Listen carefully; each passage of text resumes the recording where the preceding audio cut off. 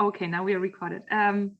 We're really happy to have you all here today, and would like to introduce you a bit more about the concept of planetary health and why we do need planetary health, and all disciplines need to join forces together to work towards our common goal. And the reason that we get together today is that at MFN, together with ECSA, we decided that today or for the coming conference, we would like to have a theme for the ECSA conference, and the theme is Planetary Health, Citizen Science for Planetary Health. The ECSA conference this year will take place in Berlin. We have a lovely conference venue that we are currently organizing. It will be very close to MFN and Charité, which is one of the largest hospitals in Berlin. So a perfect place to talk about planetary health. And as we have received many questions to date, asking what exactly is planetary health, what kind of concept is it, why do we need it, and how does this concept work? We are really happy to have two experts here today who I would like to introduce. So first of all, Kim Grützmacher is here on behalf of MFN also. She joined MFN last October, and we're really happy to have her. She's a distinguished expert in planetary health, has a background in veterinary medicine, is now working at the MFN to bring more light to the concept of planetary health. And I should also mention that she is also involved in the GIZ at MFN, so she has two hats on today here for MFN. We are also really happy to have Katharina Wabnitz here, who is, has a background in medicine and is based at LMU in Munich, and just started working in a think tank which names itself as Center for Planetary Health Policy, and we're really happy to have both of them here, both very much involved in planetary health, in the planetary health community, and are going to introduce you to the concept and ask any curious questions that you have. And we will try to, in the end, get the threads together why citizen science and the planetary health community are a match made in heaven, and that we should work towards our common goal and join forces at ECSA conference in October in Berlin. And really happy now to give the floor to Katharina, who will start a small impulse talk on the concept of planetary health. Wow, thank you so much for the very warm and enthusiastic welcome. That's really exciting. I have to say, I saw this email by Kim first that there's this conference, ECSA, under the theme of planetary health. I didn't really know what it was, and I looked into it and I thought, yeah, actually really, really exciting, and actually probably really a match made in heaven. And yeah, I hope that everybody will agree on this by the end of the session. So let me just get the tech up.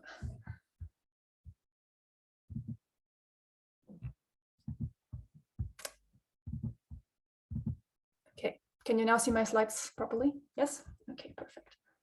So the idea is that I will give you a short overview of planetary health, which will then hopefully provide a good foundation for you to discuss ideas for the role of citizen science in planetary health in the second half of this workshop, which I unfortunately won't be able to take part in, but Kim will then take over from me and lead the discussion.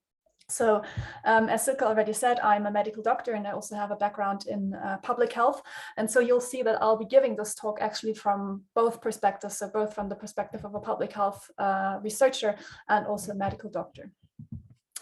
So to start off, how is the public health currently doing? If we look at this globally and look at some traditional indicators, we can see that on a global scale, we've seen great improvements in public health. So, for example, here we see global child mortality, which has been decreasing rapidly and steadily over the past over the past decades. Similarly, with regards to global life expectancy, this has been rising on the global average and is higher than anything that we've seen before. However, one has also to note that these gains in public health have not been equally distributed across the globe. So you can see here, for example, that there's a stark inequality in life expectancy. So this is data from 2015 with African countries, and especially sub-Saharan African countries, facing much shorter life expectancy than what more developed countries in the global north actually see.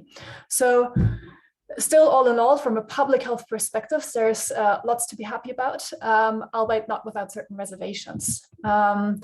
And at the same time, whilst we're seeing these gains in public health, we are also witnessing a medical emergency of unprecedented scale. And the patient that I'm talking about is our planet Earth. So the first and most well-known symptom of patient Earth is a fever with global mean temperatures, as depicted graphically here. Maybe some of you have already seen this, rising steadily over the past 1.5 centuries.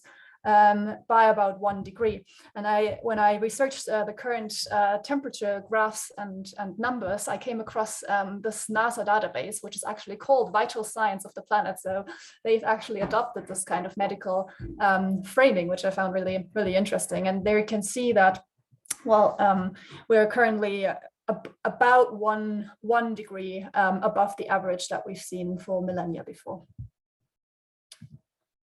So Earth's fever is obviously due to a severe derailment of atmospheric gas concentrations, which have been rising steadily over the past years. So here's a graph that shows global greenhouse gas emissions over the past 20 years, despite a range of international commitments that we've seen, not least the Paris Agreement in 2015 to combat climate change. And the biggest share of these greenhouse gases, they arise from the use of fossil fuels, which not only contribute to global warming, but are also coupled with air pollution. So if we stay with this image of patient Earth, we can say that Earth is currently suffocating. And furthermore, the Earth's biome is seriously threatened, with ever-increasing rates of extinction occurring over the last centuries. And with these rates have even accelerated in a non-linear fashion since the beginning of the last century across all species. But I'm sure that Kim will actually be able to tell you much more about the causes and impacts of the biodiversity, or the extent of biodiversity loss that we're currently witnessing. And lastly, to give the last symptom here that I want to talk about is Earth's surface is being dramatically altered, with 50% of habitable land currently being used for agriculture alone. So imagining again a patient, we can think about a patient that is suffering from a progressive skin disease. So in total, the diagnosis is multi-organ failure, which is an acute medical emergency. So in summary, we've experienced great health and great development gains over the past century at large, but at the expense of transgressing 5 of 9 so-called planetary boundaries, which are so-called ecological thresholds for critical natural systems or processes that are indispensable for human health and well-being.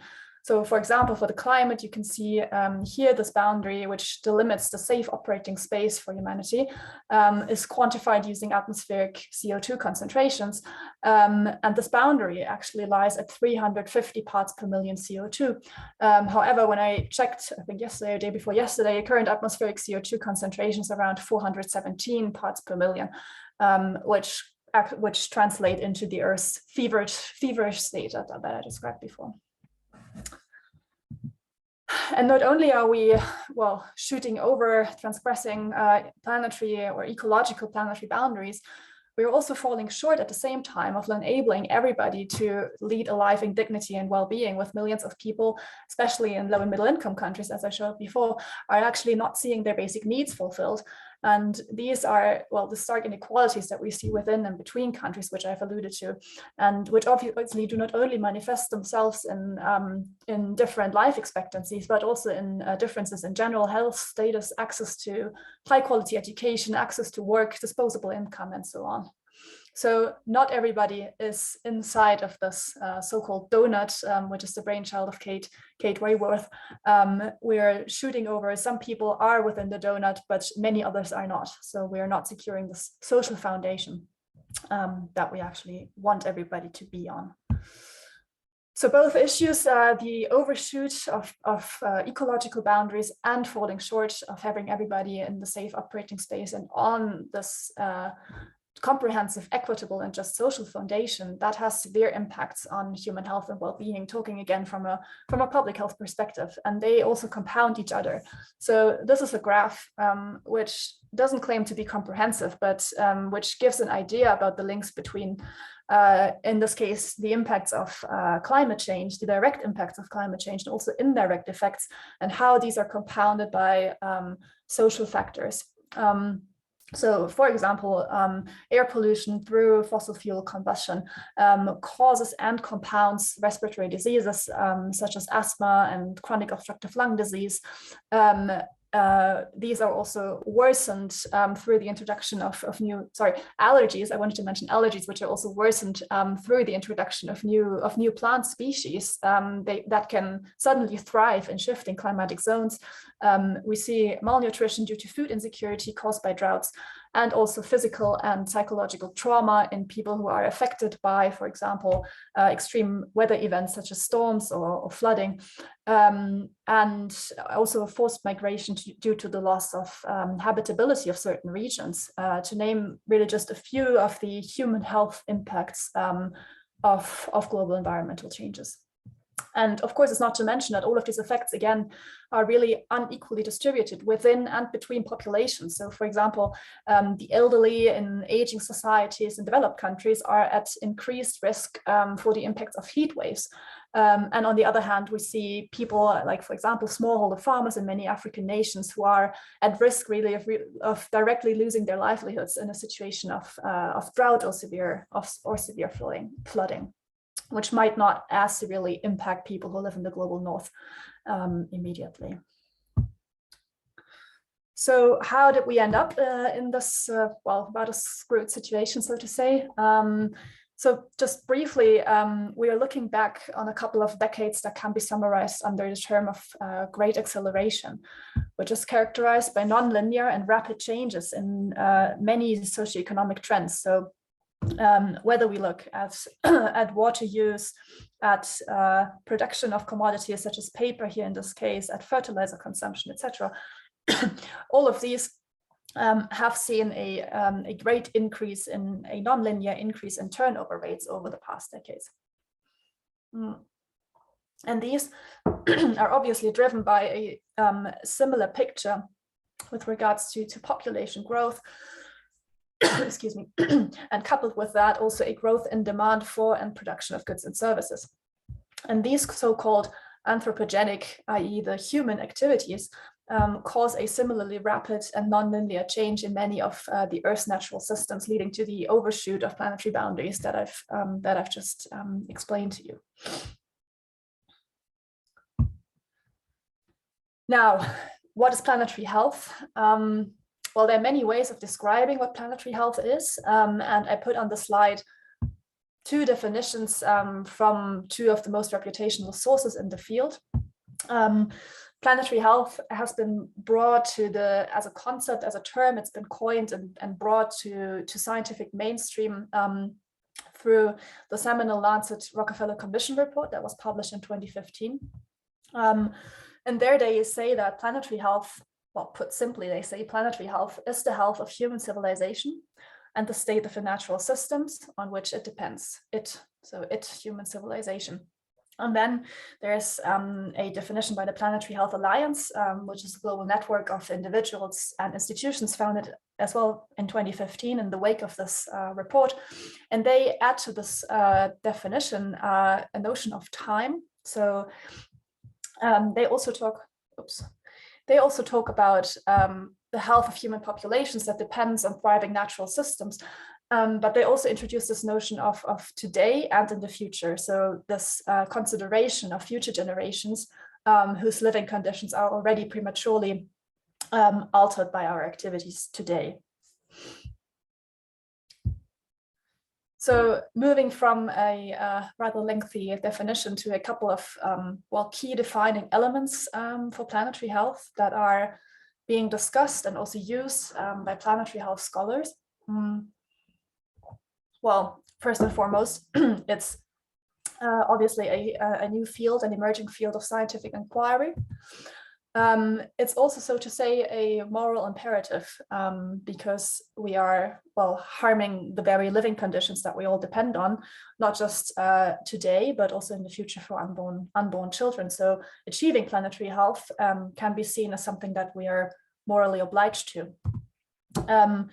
It is also and I've hopefully proven this a little bit through this presentation, a communication strategy and a powerful narrative to explain what's currently going on with both natural systems and human systems on this planet and how they impact each other.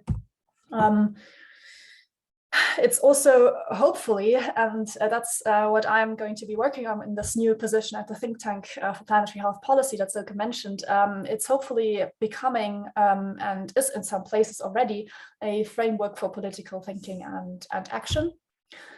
It's not least a social movement, thinking about for example, the Health for Future movement, who very much define themselves through this, or with this concept of planetary health. And lastly, it can be seen as a means to its own end. So planetary health is a vision, a certain state that we want to move towards that we want to achieve. But it is also the mindset and the methods that we need in order to achieve that goal. Yeah, and planetary health is further characterized by transdisciplinary thinking and working, which is why I'm really excited to be here today and talk to scholars and professionals in a scientific field that I have not been really in touch with yet. And as Simona said before, we'll hopefully see that this can be a very fruitful and useful collaboration. It's also characterized by systems thinking. And this word upstreamism, so really trying to think about the root causes of problems, of issues, and trying to solve these in a sustainable manner. It obviously, just looking at the name of planetary health, it has a global scope, looking at the whole planet, taking into consideration all systems on this planet. But it also has flexibility and local applicability. And that's what it should have, at least, because the idea is that despite the global nature of problems that we see, many solutions need to be developed and carried forward by individuals on the local level, communities on the local level, to actually make it useful and relevant for whatever problem is really for whatever issue is really the most pressing in certain areas. And lastly, it's all about this notion of interconnectedness with nature, also of humanity with nature and others, this interdependency that I've briefly tried to explain before. So what is the therapy? What are we going to do? As with every medical emergency, there needs to be a mix of acute relief actions and also, of course, long-term therapy and prevention. So in summary, what is really urgently needed are large-scale changes in human behavior, both so on an individual, but also on a communal and organizational and a corporate and also governmental realms, and a change and rewiring, so to say, of the largest human-made drivers of both harm to the environment and harm to human health. And these include, for example, the way that we produce energy, the food that we produce and consume, our mobility patterns, our work habits. So in 2 words, it's really a great transition or a great transformation in the way that we organize societies and also in the perception of our place in the world. And to achieve this transition, 3 challenges need to be addressed, which have been identified by the Commission or in the Commission report that I mentioned earlier. And just very briefly, there's the imagination challenge. So really developing a common vision of this future that I alluded to before, common vision of a better, a healthier future, and also a rethinking of the relationship between humanity and mankind and its environment. Then there's a knowledge challenge. And I striked out research into the causes and impacts, not because I am convinced that we already know enough about these. We can certainly do much better and have even more precise science, but we have enough science about the causes and impacts to move to solutions that we need to mitigate and adapt to global environmental changes, whilst also fixing flawed human systems. And lastly, of course, the implementation challenge, which is probably the biggest challenge of the three. So actually implementing these solutions, implement certain policies and actions to achieve planetary health. So what could the role of citizen science be in addressing these challenges? I'd like to leave most of that to the discussion, actually, and really want to develop ideas in interaction with you in the audience, but just wanted to throw in a few cues, which I thought might be useful to trigger this discussion. So in transformation research, it's been shown that a key lever for change, for large-scale change, is the adoption of certain behaviors by critical masses, so by a certain number of people that then really cause a change in behavior of the rest, or the whole population that they're part of. And from a planetary health perspective, we are particularly interested in those behaviors with so-called co-benefits. So co-benefits, so behavior that has a beneficial impact on both human health and on the environment. And so, for example, a mainly plant-focused diet, active mobility, and the adoption of renewable energy sources to combat both climate change and air pollution are part of these behaviors with co-benefits that we'd like to foster. Then there's so-called nature-based solutions, such as implementing urban tree covers, which at the same time serve to suck CO2 from the atmosphere, so they serve as carbon sinks, and they can also protect urban settlements from excessive heat. Behaviors can and need to change on an individual level, and people can reduce their own ecological footprint, of course. But actually, much more importantly, we want to see people increasing their handprints, so to engage and trigger political action that change the very structures and rules that govern societies.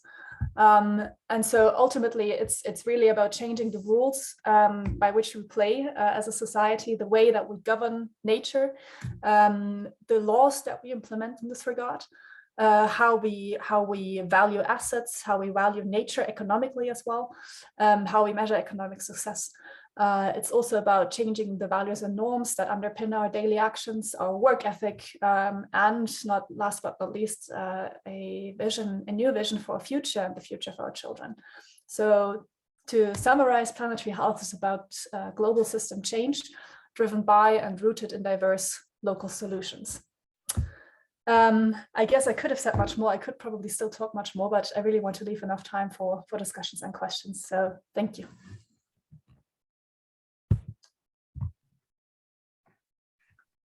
Thanks so much, Katharina. Huge applaud to you for that very concise and at the same time very broad talk that you presented to us. I'm really sure that there are many questions, and please don't hesitate to ask them either by raising your hand or asking them in the chat.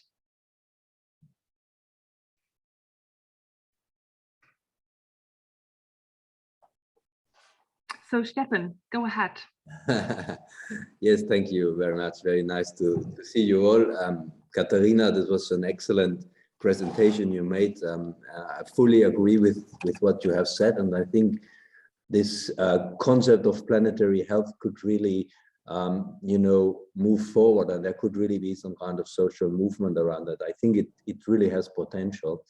My question now is related to the current events which have happened in the last month, the war in the Ukraine. And I'm wondering, this is something which concerns all of us, and to what degree can we bring that aspect in, and can this planetary health concept also address the current issue we have with the war? This relates quite a lot to mental health, I think. And also it relates to more the kind of way we interact with each other. and now also countries, how countries interact with each other. So do you have some ideas, which is a very tricky question, of course, but I think it is important to understand if we can see some relations to that current war in the Ukraine. Thank you. Yeah, thank you for the question, which is indeed tricky and not easy to answer. And I guess there are many possible answers to the question. I guess it's related to planetary health in the sense that probably one can say a root issue is the huge dependency on fossil fuels, which plays a big part in this war, right? And it's interesting because we are currently seeing these efforts of moving much faster to decarbonization than we've seen them before, triggered by something that is that is a war, and to really applaud that and make sure that we further move in this direction, even if there's no war anymore, is probably something that we need to do, but also without downplaying really what we're currently seeing, and without downplaying the acute crisis that we're seeing in Ukraine. And it's not easy to find a good narrative and to find a balance between acknowledging this crisis and putting enough attention to it, but also making sure that the even bigger crisis of climate change and environmental crisis are not forgotten in this regard. And this has happened so often that political attention is diverted by these very acute crises, whilst we're seeing crises that maybe unfold a bit slowly, but actually demand even more attention.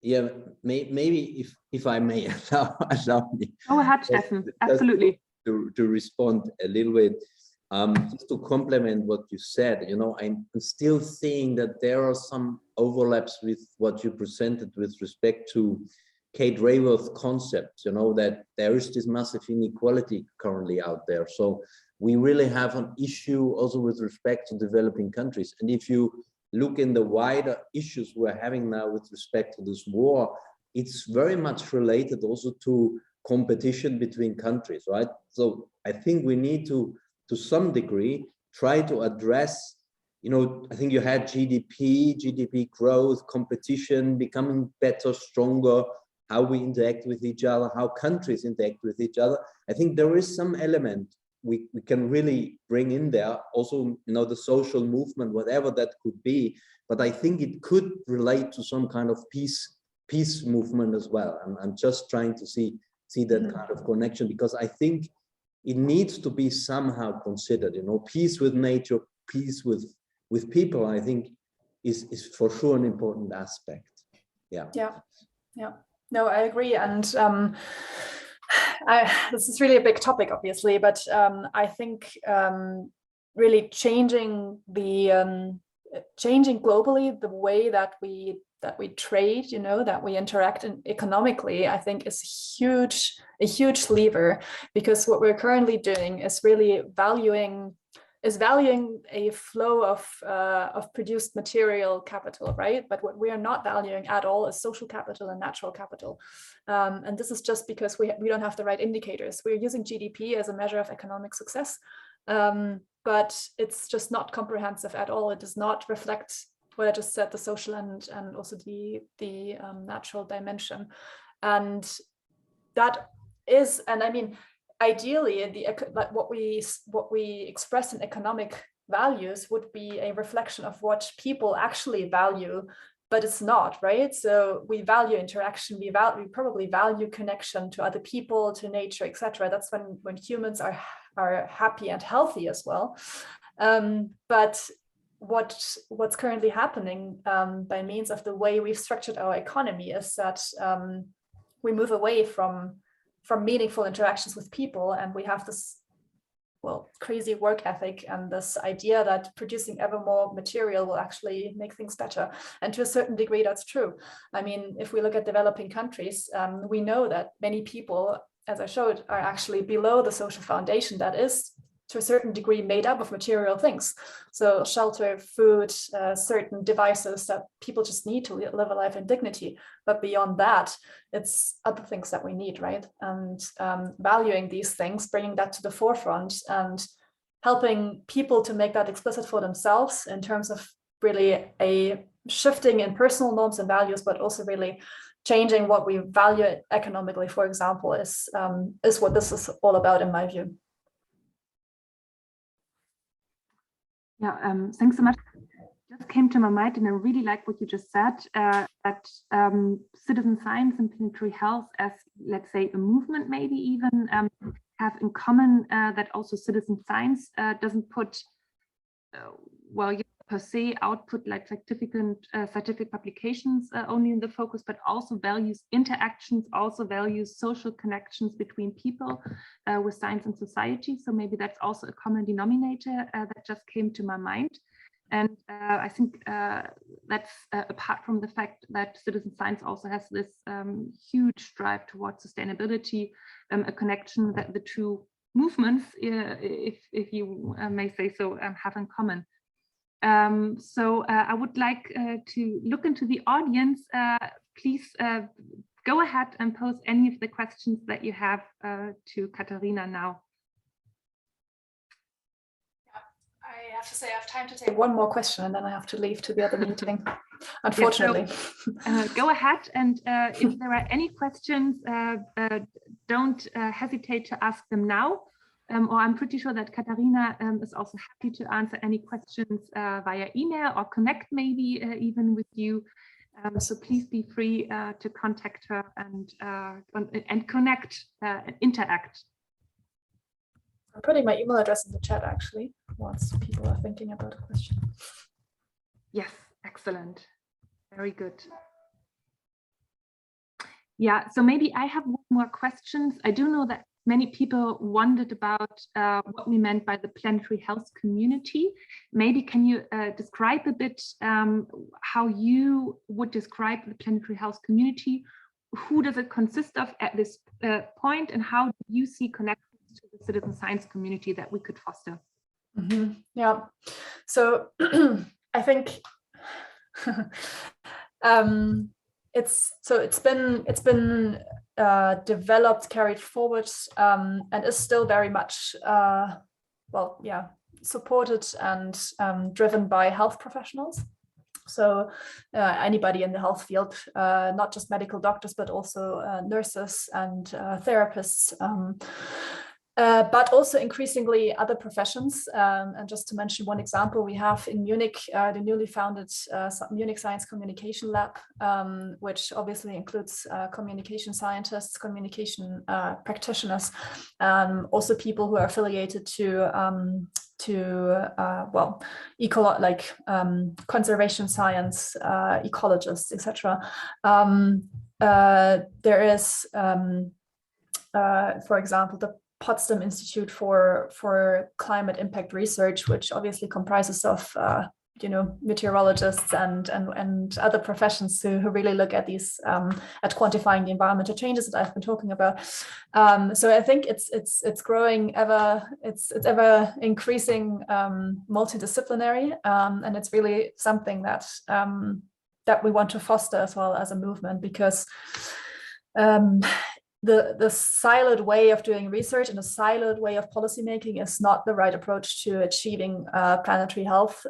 If we really want to drive changes in these big systems that I mentioned of energy production and consumption, of food and water production, of mobility, everything, basically all aspects of human life, then we also need to work with all the professional disciplines that are implicated in these areas, right?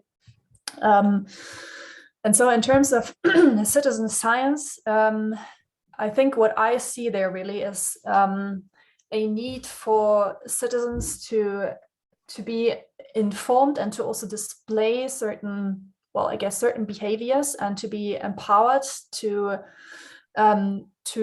support actions and to support policymakers, speaking about democracies, obviously, that can then change these rules that I talked about, of the systems that we live in, because because if we don't do that, then any change in individual behavior can only do so much, right? But if we really want to achieve that kind of systemic change, we need to change. Again, talking about really the idea of a democratic society, we need to change the rules by which we play, expressed in laws and in political action. And since politicians need majorities in these systems, they need a strong public voter base, right, who support them in this regard. So that's, I think, one way of thinking about the impact of citizen science. Another thing that I came across yesterday again is this project about setting up a so-called Planetary Health Watch. So to monitor the impacts of global environmental changes on human health and also global environmental changes per se, and to really integrate these different data sets. And something that's being done by the London School of Hygiene and Tropical Medicine and other partners. And so from what I've understood about citizen science, it can also be that citizens act as contributors to the research, for example, by collecting data. And I think for a project like the Planetary Health Watch, actually contributing with data to filling these kind of databases and to see what's happening on the ground in terms of health impacts, in terms of air pollution, for example, could really be a huge asset in an effort like that. Absolutely, totally agree. And thanks so much, Katharina, for having you here, for giving your time. And I know that you need to go, you're on the fly. So again, thanks so much for being here. And I really hope to see you in October in Berlin. Thank you. Thanks a lot for having me. And don't hesitate to connect. Bye. Brilliant. And now I'm happy to hand over to Kim Grützmacher, who will continue with one further impulse. Thank you very much, Silke. And yeah, thanks to Kathy. She can still hear me. If not, I'll catch up later. But yeah, it was an excellent presentation. It's almost a bit hard to follow, but maybe I can add a few additional thoughts, insights. There is a little bit of overlap, but I will see to skip over that. So can you see my presentation?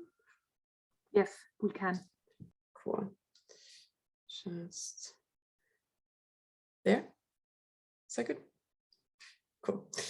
All right. So again, and Kathy has already gone through this, but I'm sure that it also doesn't hurt to hear it either more often or from different voices.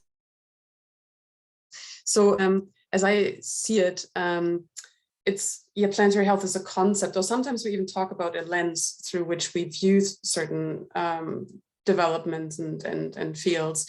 And it really helps to bridge sectors and to bridge silos and to bring together different disciplines, or it can help, it's supposed to help, because that's what is so desperately needed from also what we've just heard.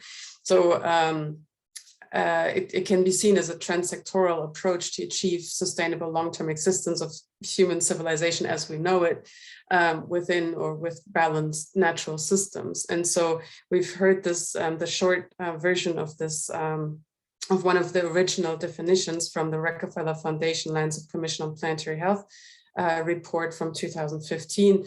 It can be seen as the health of human civilization and the state of the natural systems on which it depends.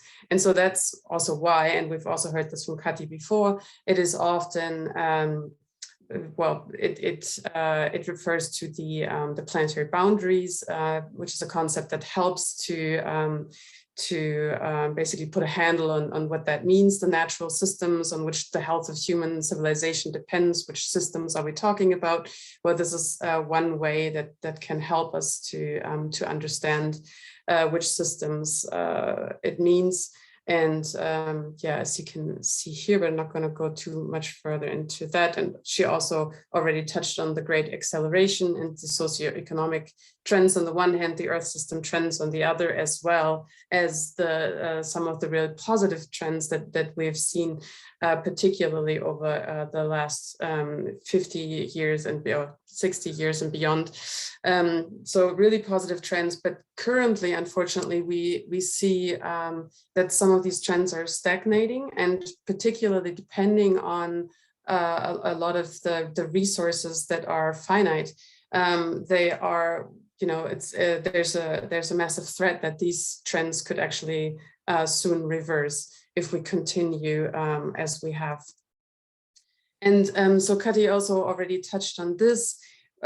So when you look at the history of the very short history of planetary health, as it only is, you know, a couple of years old, with, you know, the report that we both mentioned from 2015, and as Kathy said, it comes from the health community, but also there are some reasons why that is. So you know, on the one hand, yes, it helps, you know, it's a narrative you can talk about, you know, planet Earth having a fever. And just to add, I like to think of biodiversity loss as, you know, Earth's dementia, if you will, because we're losing, you know, all this genetic diversity irreversibly.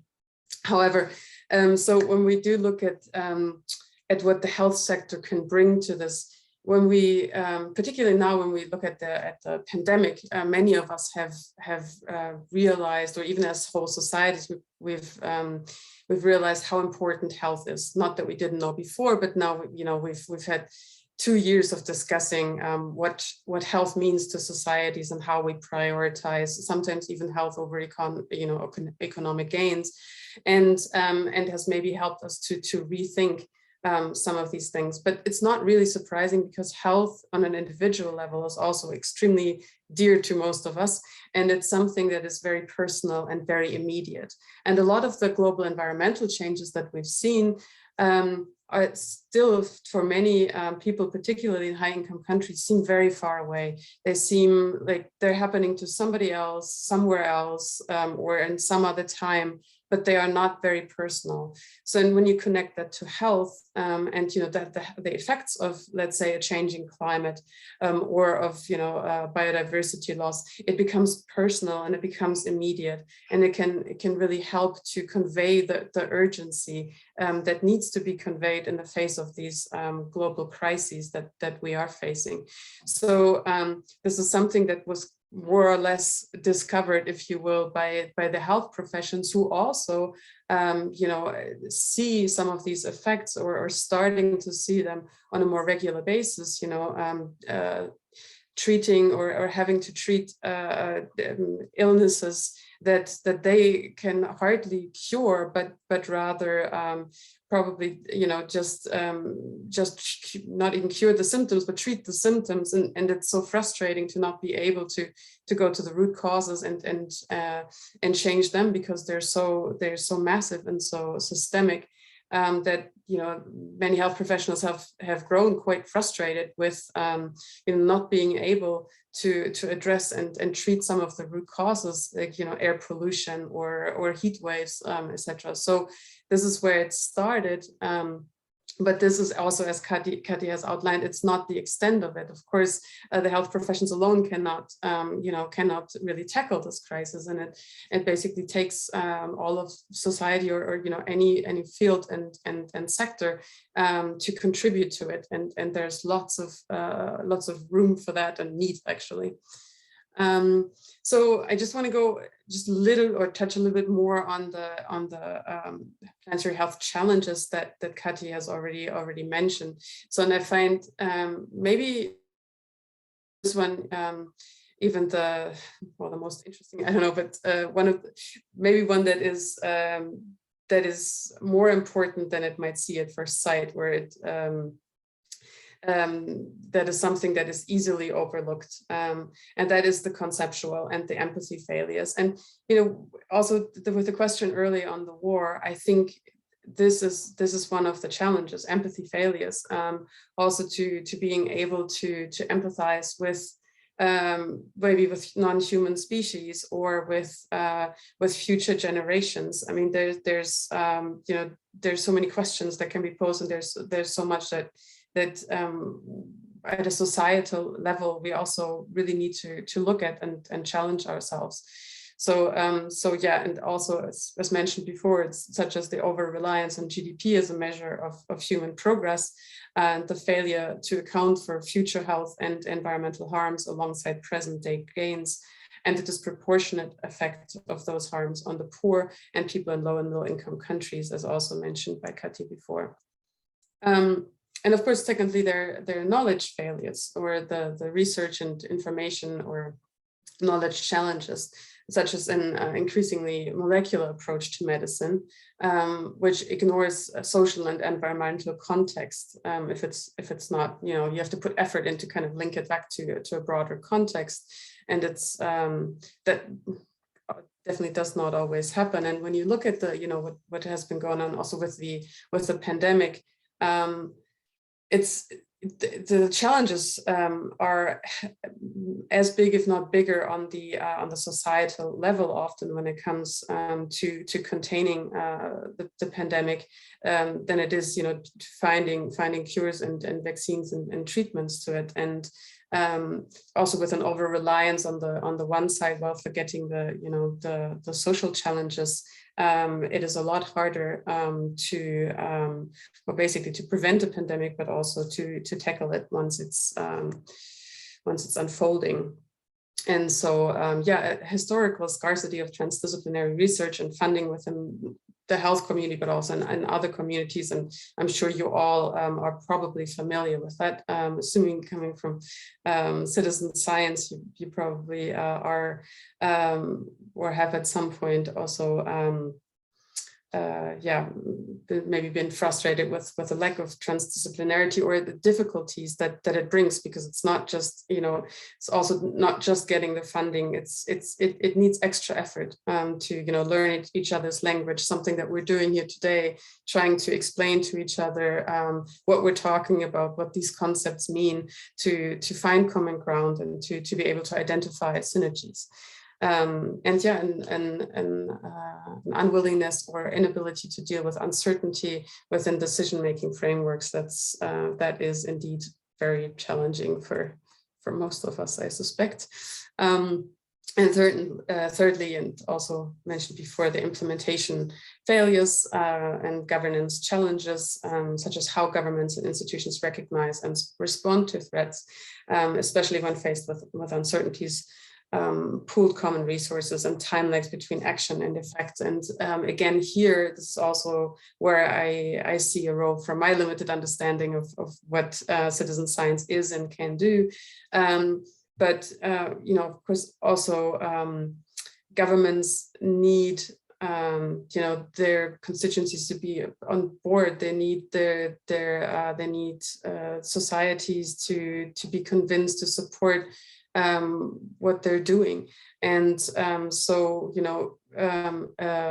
a deep societal change, of course, has to come from within and convince people along the way and get people on board for ownership and for deep societal changes. It cannot just come through or from governments. And so this is something that you might have come across, the Sao Paulo Declaration on Planetary Health, which was written for the last Planetary Health Alliance meeting last year in October in Sao Paulo. And if you ever have a chance to look at it, I think it outlines really well how it's basically everybody needs to be part of this or can be part of it. And they invite basically everybody to consider themselves as partners in planetary healing, as also outlined earlier by Kathy. But if you do have the chance, please do have a look. It addresses so many different fields, from the agricultural sector, businesses, to artists, and outlines basically what can be done, what should be done by all these different actors. And maybe I'll just also leave it at here for now, and I'm happy to take questions, and let's discuss. Thank you. Yeah, thanks so much, Kim. So in the chat, we have one question. So the question goes, to what extent is planetary health different to the SDGs? Yeah, thank you. That's a very good question. It's not different. Actually, often planetary health practitioners, if you will, refer to the SDGs. It is just different in that SDG 3 is health for all, and so basically in the SDGs you have you have the 17 goals, right? For planetary health, it's just a different way of framing it in a way. So you're basically taking SDG 3, health, and putting that as a carrot on the stick, basically saying if you want to achieve this and maintain this, what you need to do is take care of everything else as well. But in many ways, it's very closely aligned with the SDGs and what the SDGs are set out to do. And it's just one way of maybe conveying the urgency and maybe connecting the dots maybe a little bit more between them. So because, often you also, when you look at the SDGs, a lot of the actions or initiatives focus on 1 or 2 or 3 SDGs. And I think planetary health is trying to connect more of them. So maybe that's probably one way to answer it. I'm sure there are also other ways to answer it. Thank you. Yes, thanks so much. That is indeed really interesting. So Julia has a question. Yeah, thanks, Kim, a lot for that really good presentation. And I think that we as a citizen science community are now more than ever on the pro-planetary health side.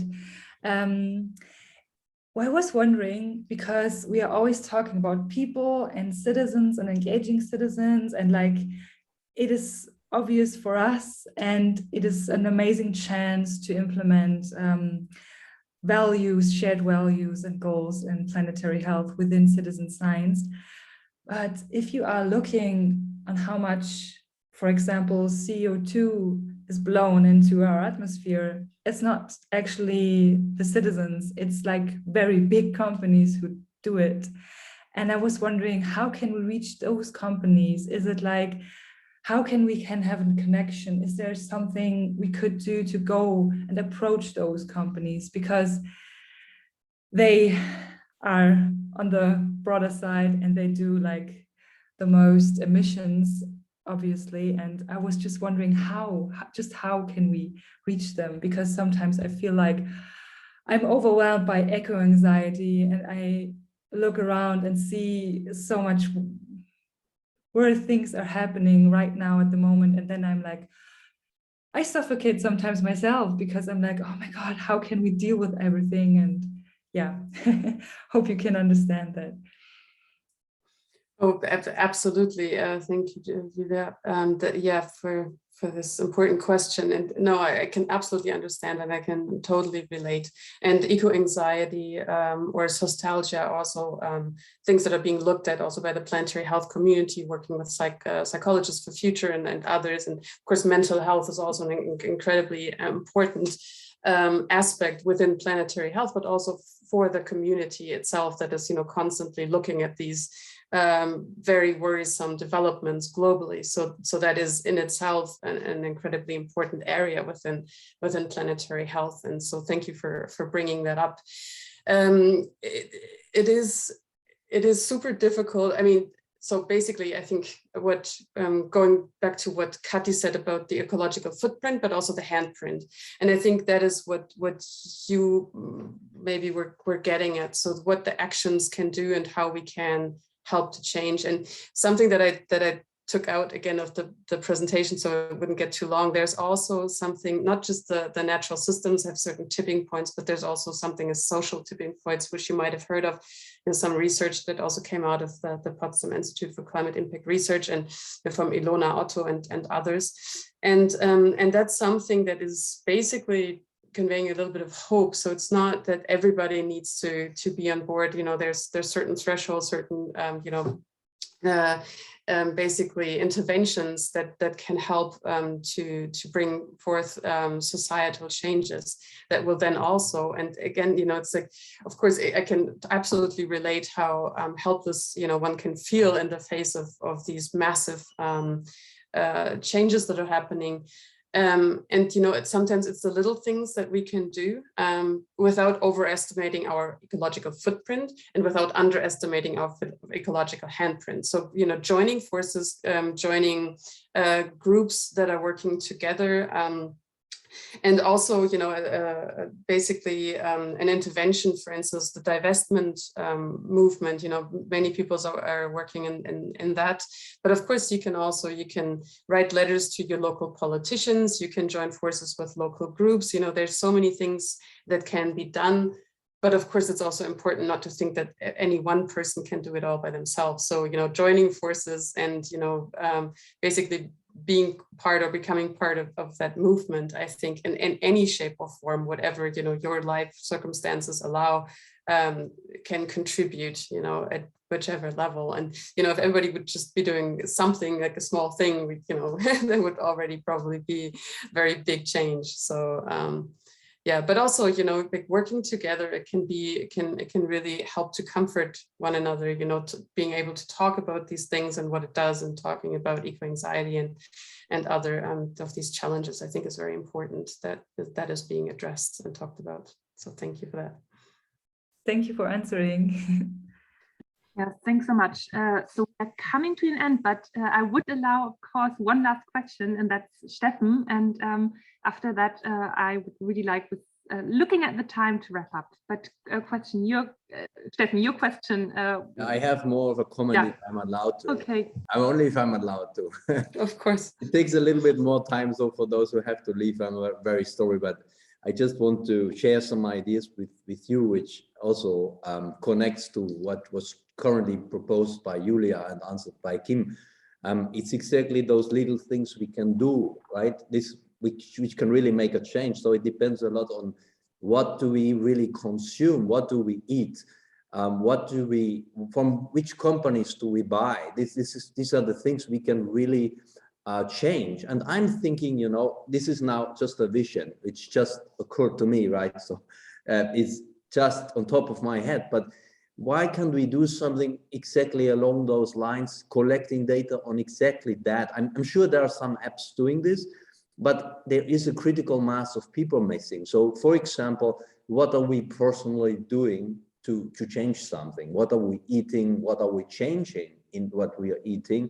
And how does that all relate to planetary health? And I think there are some really, really strong connections. And this closest connection we can make, I mean, that's my understanding, the public health expert would know better, but there is this massive increase now in obesity, there is this massive increase in also Alzheimer, in mental diseases which are older, and this is all connected to the diets. This is really very strongly related to our unhealthy diet we are eating, and all relates in the end to essentially eating less meat. I mean, I could go on this, but essentially a lot of things relate to eating less meat. This will reduce the environmental global footprint drastically. And if we can document this through some app, for example, or going from this, what was proposed, planetary watch, to maybe individual watch, and what people are doing individually, and displaying this in some kind of platform with some kind of app which helps you, or looking into existing apps and bringing them together. I think this could be starting this kind of more personal movement, where we could also look at more individual changes people could make and can really drastically contribute. Or this can also be related, I'm not buying from this company anymore. I am changing my source of energy to green energy, and all these little things people can do. So I think this could be something really interesting to do as a citizen science movement, where we would at the same time also collect data and make this data available, and potentially with this data have a voice. So just some thoughts on what has been said, but very good presentation. Thanks. Thank you very much for that comment. I absolutely agree, and it's super to see that there are already ideas flying, and so cool. I think that's what we came here together for. So thank you, and I'll pass back to Silke. Yeah, and I already see we all need to come to Berlin ECSA to discuss project proposals. So Steffen, we expect you to talk in the coffee break about getting these ideas to life. Thanks, Kim. Thank you, Kathy, of course, for giving these inspiring talks. I hope you all got some idea what planetary health is and why indeed planetary health and citizen science an absolute excellent match, as I said, a match in heaven, and that we should really strive towards our common goals. And please stay tuned. We will keep you posted with more content on planetary health via all ECSA channels. Please follow the now developing conference webpage. The call for ECSA 2022 is already online. We welcome you all to submit your proposals and hope to see everyone that is here now in Berlin in October. And with this, I wish you a very lovely afternoon and hope to see you soon. Bye. Thank you. Bye.